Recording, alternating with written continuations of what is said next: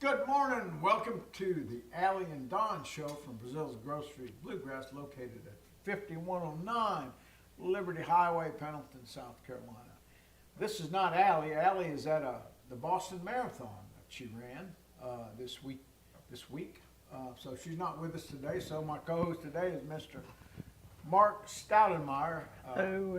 and also a real good friend of mine. So he's on the show, and we're going to do some musical stuff today for you. So we hope you stay with us and join us.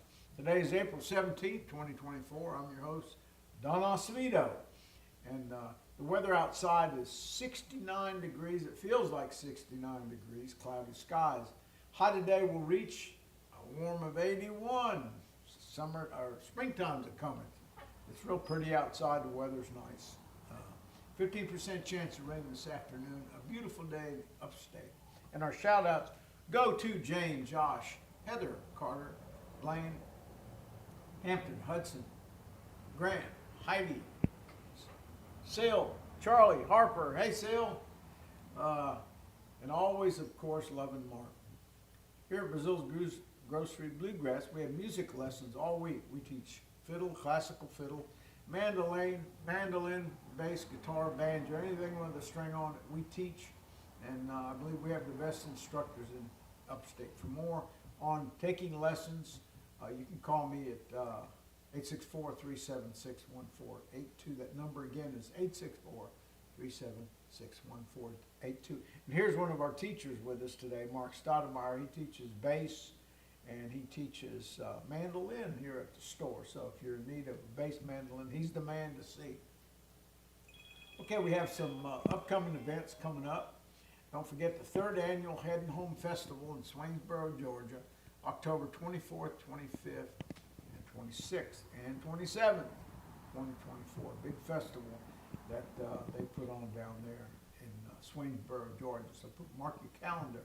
And for more information about the festival or tickets, you can call Libby at 912-432-5885. Again, call Libby at 912-432-5885. And anyway, I've got the flyers up here at the store that we give out on the weekends. Jeff Martin Auctioneers is located at 1618 Auction Drive, Pelzer, South Carolina. They have live and online auctions, so you can go live or you can get online and see the live auctions as well. For more information, contact Blaine Albertson, your sales professional today at 864-556-5384. Again, that's 864-556-5384. Blaine Albertson. They have monthly sales auctions, vehicles, pickup trucks, boats, motorcycles, RVs, golf carts, anything with wheels on. I think Blaine sells it out there at the auction. Contact Blaine Albertson, 864-556-5384. Okay, you can also follow us on our social media pages, YouTube, Facebook. If you go to Facebook, look under Breazeale's Grocery Bluegrass, and on Instagram under BG Bluegrass. Okay, we now sell our famous pork rinds, $7, and our flavors are plain, hot and spicy, salt and vinegar, smoky bacon, and a barbecue. I eat about, I get a bag out of here lasts me about 2 weeks, and I go through a bag. They're delicious, and we have them here. Actually, I got to make another order. It looks like I'm almost getting ready to be out. And remember, our coffee is the best. Breazeale's Grocery Bluegrass Cafe. We have 5 flavors, and Mark's holding up one of our cups there with his wonderful coffee in it. If you've never tried it, you got to try it. It's the best coffee around. I promise you. If you don't like it, I'll give you your money back. Okay, so much for all that. Good morning here from Breazeale's Grocery Bluegrass. Our guest today is Mr. Mark Stoudenmire, a great friend and a big supporter of Breazeale's Grocery Bluegrass here. Mark is a very accomplished musician. He teaches here at Breazeale's Grocery Bluegrass. Ukulele, bass, banjo, anything with a string on it, I promise you, he can teach you. I don't teach banjo. Gary teaches banjo, Gary and Charles. Yeah, but you could teach it if you had to. Well, I know how to play it, but I don't especially teach it. Yeah, he don't teach it, but he could. I'm going to teach it today because Yeah. Don asked me to help him with the Beverly Hillbillies thing. That's right, that's right. So we're going to see what we can do. Again, totally unrehearsed. Yeah, yeah, unrehearsed. Welcome to the show, Mark, and what are you gonna do, teach us, and what are we gonna play for us today? Well, you had asked me to work with you on the Beverly Hillbillies theme. Yeah, Now, Don is taking lessons from both Gary Bell and Charles Wood from time to time. So he has two teachers. I just sort of help him along.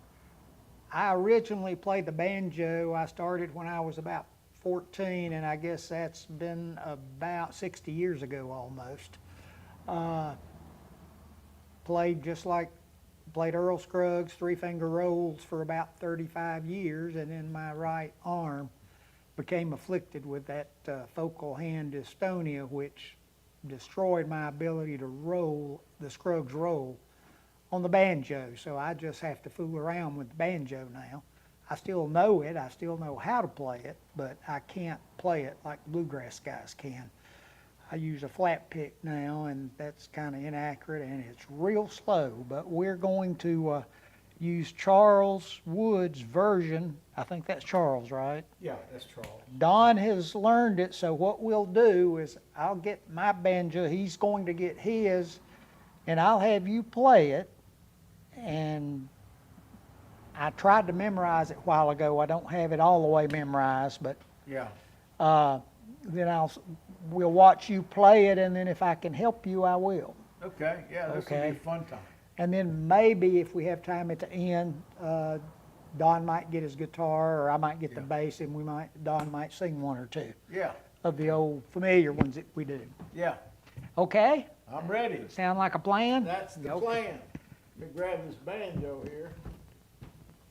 Well, these things weigh a ton. They got a tone ring in it that is pretty heavy on the tone ring side. It makes a banjo real heavy. Some of them don't have tone rings and they're not as heavy. But in my opinion, I don't think they have the sound that needs to be played out of a banjo. Here's what it should sound like. How about that?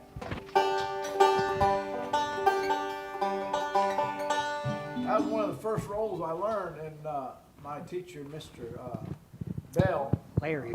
Larry Bell, he said, when you can do that and talk, they're ready to move forward. So I'm going to try it. Hey, folks out there, hope everybody's doing well. He's doing good. You're doing good. Hey! It only took me about 4 years to learn how to do this. All right, Don comes here to the store a lot in the afternoons and spends an hour or two or three practicing the banjo. So he's been trying very hard and has come along very well on it. I mean, you didn't start till you were pushing 70, right? Yeah. Yeah. It's kind of a late start, but although he plays fiddle, he plays guitar, he plays some mandolin. Yeah. He's played bluegrass for a long time. Why don't you tell them about yourself, how you Yeah. came to play bluegrass, and about your first violin teacher, too. Oh, yeah, yeah. That's a funny story. But, you know, when I was a little kid, I always wanted I didn't know it was a fiddle, a violin, because I was intrigued as a little kid, people playing the violin. So my mom bought me a little plastic one with a little plastic bow. I remember when I was a little kid, and I just sawed around with it, you know. So it wasn't up until we moved to West Palm Beach, and I bought a violin, and I remember the guy's name, Tony Partenza, Italian guy, had a music shop, and he was also a luthier in West Palm. I heard about him. I went there and bought my first violin and bow from Tony. I still have that violin and the bow and the case. It's in the back there. And I asked him who taught fiddle. And he said there's a guy in Palm Beach, his name is Tony Malia. He's a violin professor. So he gave me his card, and I called him, made an appointment. And yeah, I got a 30-minute lesson. You know how much it was? $5. Wow. $5. Those were the days, I Yeah, believe. $5 for a 30-minute lesson. He had several students, but he was a professional violinist. He lived in Palm Beach, right on the end of Worth Avenue. If you know anything about Palm Beach, Worth Avenue is the wealthiest street in the world. In the world. It's a little stretch, not very long. They got all the shops, Gucci and all the high-end shops, and all alongside the road you see Lamborghinis, Porsches, Mercedes, all the high-end cars parked on both sides. And he lived right at the end of that, towards the ocean side. Had a big, beautiful two-story home, and it was just really a pretty place, you know. So he made me buy the Melday violin book to start out with. So he would greet me at the door with his robe on. He was a short fellow, little Italian fellow. He'd meet me at the door with his robe on, a little glass of wine, and I would follow him back to the music room.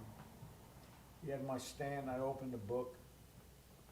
He'd start that metronome. You know, he taught me how to do it with a metronome.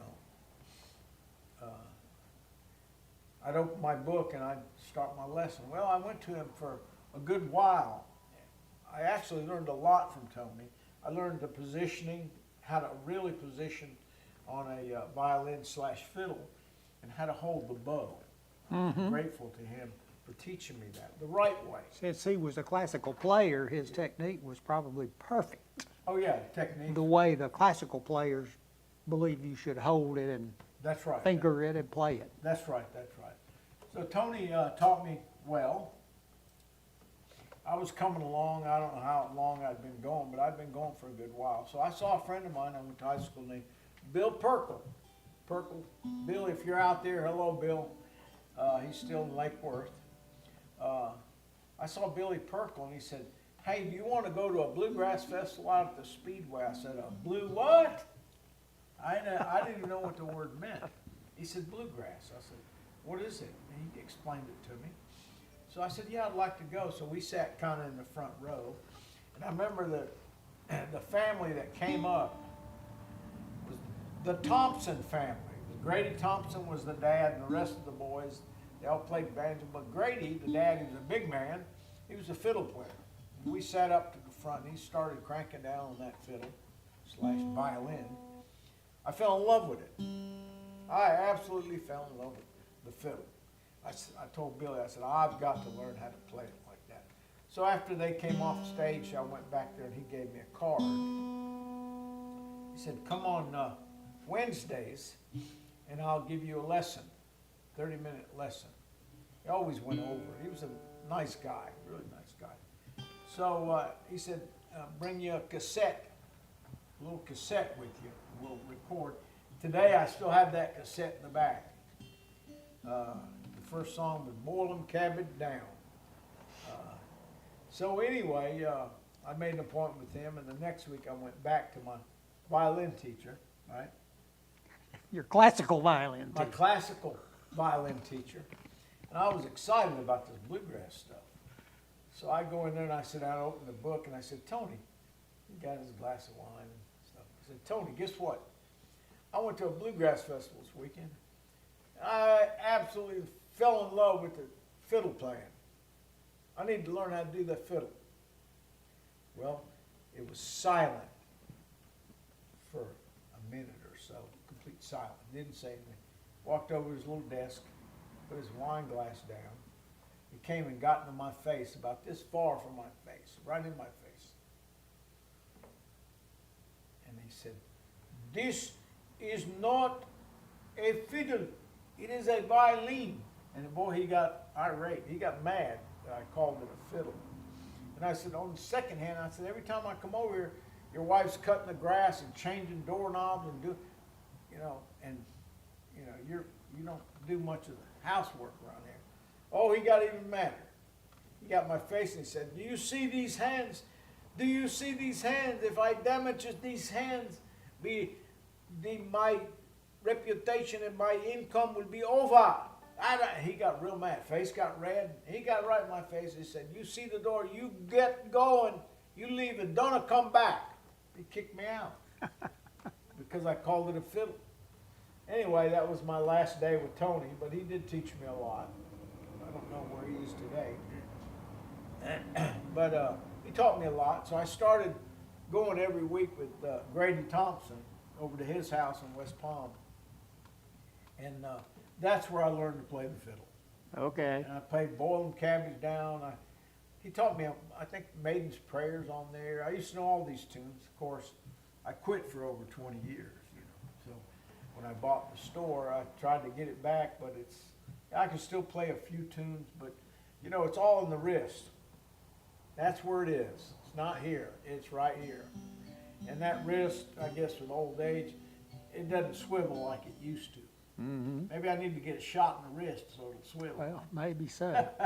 We're sitting here talking about Don's playing the fiddle while we're holding two banjos, but real quick, tell about your violin teacher who's here on Tuesdays.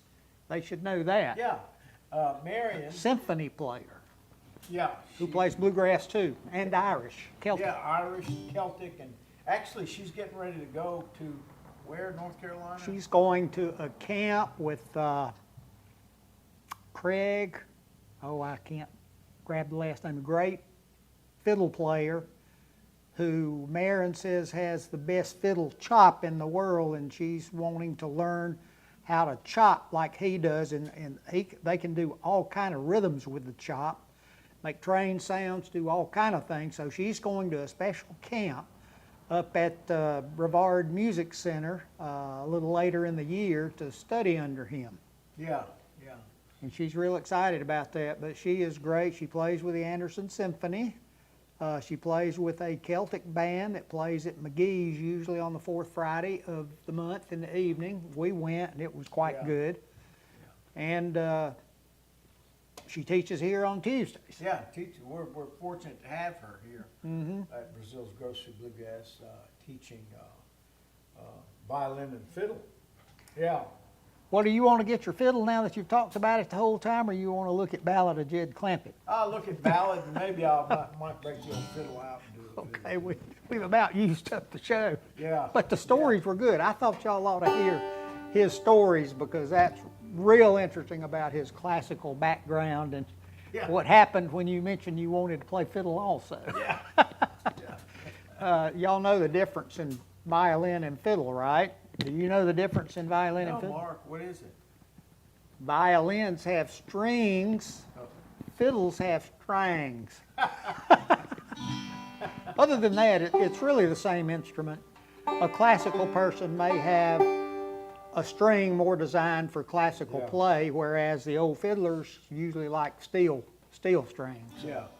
And that's about all I know about the violin.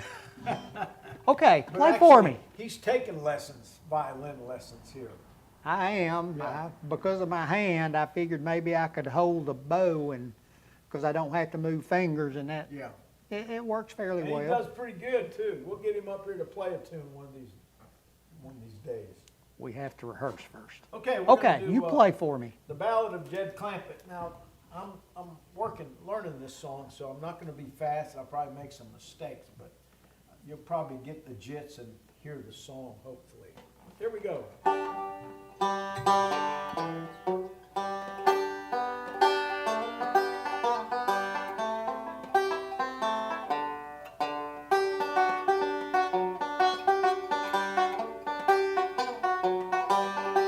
Perfect so far.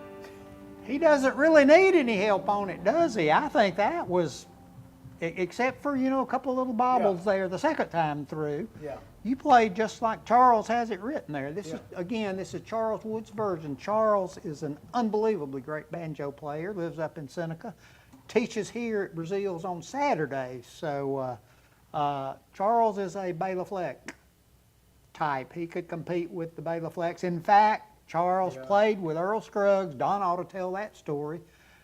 Charles was invited to play with Steve Martin on the David Letterman show years ago, and Don flew them up in his airplane. Yeah. You want to tell about that? He played Beverly Hillbillies perfect. I don't really think we need to work on that. Yeah.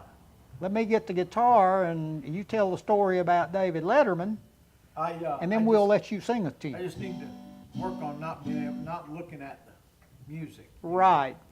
Memorize Right. it. Yeah. I say just memorize it one at a time. Let me tell you a couple of things about that song that I've found that sometimes folks who hadn't been playing very long don't know. That first chord change in that song is to A minor. So we're going from the G chord, come and listen to my story about it, to the A minor chord for just a short time. Man named, then to the D chord, the 5 chord, Jed.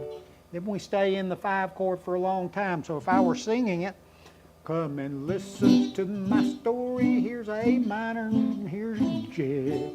They poor mountaineer, back to G, Depeche family fed. Then one day, now we're going to C, and now in Don's version that Charles wrote, we go to A. Earl actually goes to, I think, C sharp, like that. You can play it either way. J.D. Crowe went to the A. So Charles has it written going from the C to the A. Then one day, here's a C, here's an A, foo, here's a D, getting up to the ground, come a bubbling crew.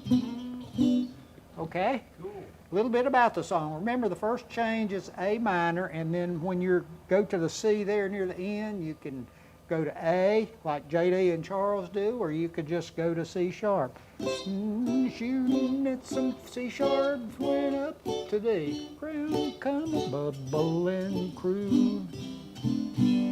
Okay? Oh, that's cool. Yeah.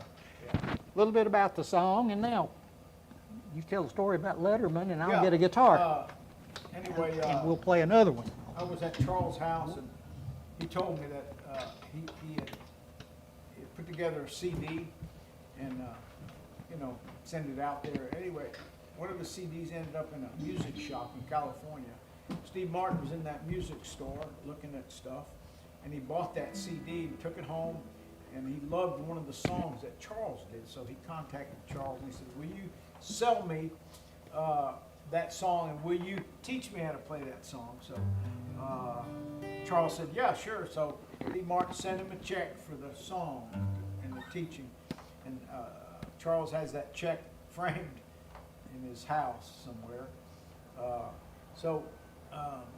Stephen Martin invited Charles Wood to go to New York City to play on stage at the David Letterman show.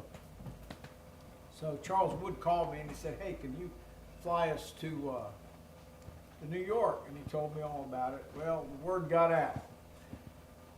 So everybody, all the musicians wanted to go. So I rented a bigger plane at Greenville Airport so I could carry everybody and all the instruments. So we flew up to New York City and spent 4 days with him and had the best time. I don't have enough time to tell you about all the times we had, the best time we had. And my son, he liked my son because my son's name was Martin. His name is Steve Martin. We were in the elevator with Steve Martin, my son and I, and he said, put his arm around Martin. He said, I like your name. I might just have to adopt you. And I said, well, we might be able to work something out. It was a good time, and we had a good time with him. And they rented, Steve Martin rented off Broadway, a small theater in New York City, where he had hired all the best banjo players in the U.S., 6 of them or so. Including Earl Scruggs, right? Including Earl Scruggs. The man All himself. on stage in a little semicircle. And I was sitting in the front row. Wasn't many people in that theater. I didn't even get one video. I got a couple of pictures. Didn't, because I was so enthralled that I'm here with this group of people. I'm listening, and, you know, with my son Martin, and listening to the best of the best banjo players ever. Get a chance. Earl was getting off the stage, and it looked like he was having a hard time, so I went up there. I grabbed his banjo. I held his banjo, and It's in the Country Music Hall of Fame today in Nashville. yeah, That same banjo. I got to hold his banjo, and he put his hand on my shoulder, and I helped him off that step. And I said, Earl, you reckon I can get a picture? He said, yeah, let's go in this back room. There's too many people here. We went back there, made a bunch of pictures with Earl, talked to him, put my arm around him like I knew him forever. Great guy, wonderful. So that was a once-in-a-lifetime experience. He invited you to have supper with him, didn't he? Yeah, well, I didn't. He and his wife, I went downstairs and they were eating supper with his wife. His wife was on oxygen and stuff. Just the two of them. He waved me over there and he said, sit down and eat with us. I said, no, this is your time with your wife. You probably don't get to spend much time. So we talked a little bit there, and that was a good little meeting. Great guy, a very humble guy. You wouldn't think that he was the guy that he is. He was so humble. You know? He didn't dress flashy, just open collar shirt, you know, pants, and just dress normal, like you and I would dress, you know. Right. But he was a big star. He was one of the, I think, the first guy that introduced bluegrass style picking banjo. He did. Around 1945, he joined Bill Monroe's band. Lester Flatt was already in it. Just a brief history here. They went with Monroe and the Bluegrass Boys, Bill Monroe and the Bluegrass Boys, about 1945. And when Earl came on the Opry, he had that three-finger roll, which there had been other three-finger players in North Carolina where Earl was from. He was from up around Shelby, a little community called Flint Hill, which is the Flint Hill Special, I guess is named for. But it's not really very far from here, only about 60 miles from where we're sitting today. He smoothed out those more rough-cut banjo three-finger and two-finger and clawhammer players into the beautiful roll that we know as bluegrass banjo, or Scruggs style banjo is what it's mainly called. And he smoothed that out, and when he came on the Opry, String Bean had been Bill Monroe's banjo player before Earl, and Lester really wasn't too fond of having the banjo in the band. So I understand the story is when String left, Lester didn't, and String's name was David Aikman. He was a great old-time player and a great clawhammer player, and their life ended tragically. He and his wife one night after the Grand Ole Opry, when they got home, you can look that up if you would like. Sam Bush wrote a song about them. But anyway, he came on the Opry, came to the Opry and was backstage and was playing, and someone came to Bill and said, you need to listen to this boy. And Bill listened, and he went to Lester, and Lester took Lester to listen, and Lester's comment, this may be a close quote, when Bill asked him, what do you think? Lester said, pay him what he wants. And that's how Earl Scruggs and Lester Flatt got joined up.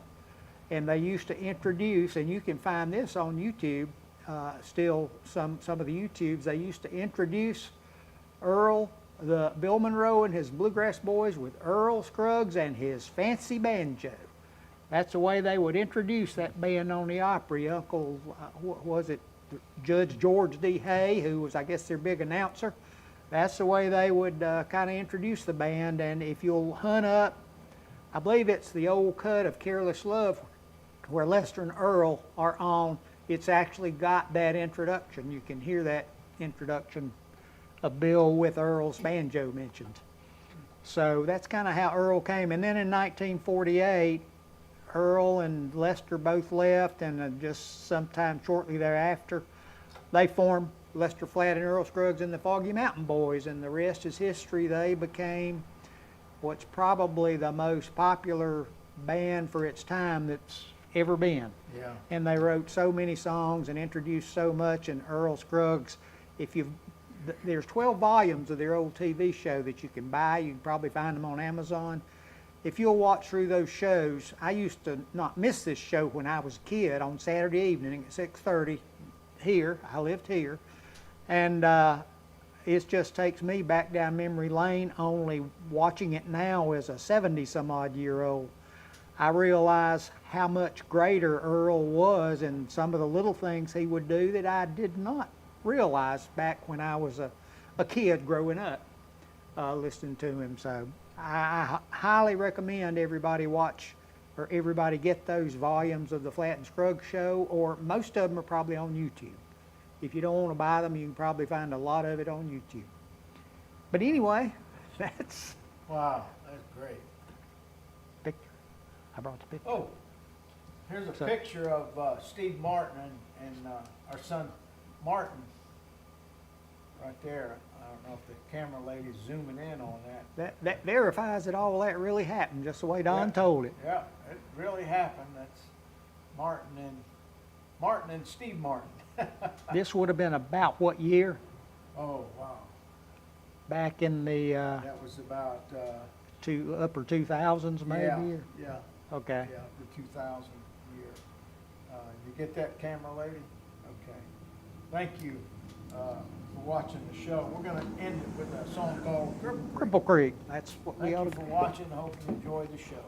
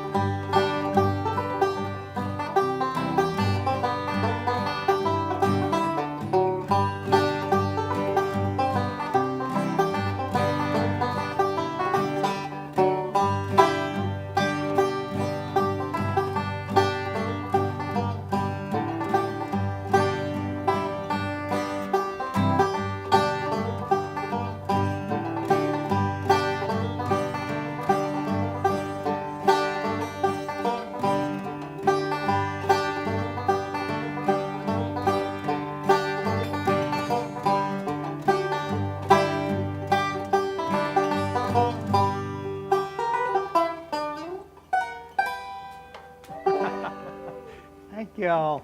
Thank you all for watching. Hope you enjoyed that little picking. Don will see you. With Allie, we'll be back next Bye-bye. week. Don and Allie will see Say you next bye, week. Mark. Bye-bye. Yeah, well, Allie will be back next week. Come and join us. Same time, same channel, same station.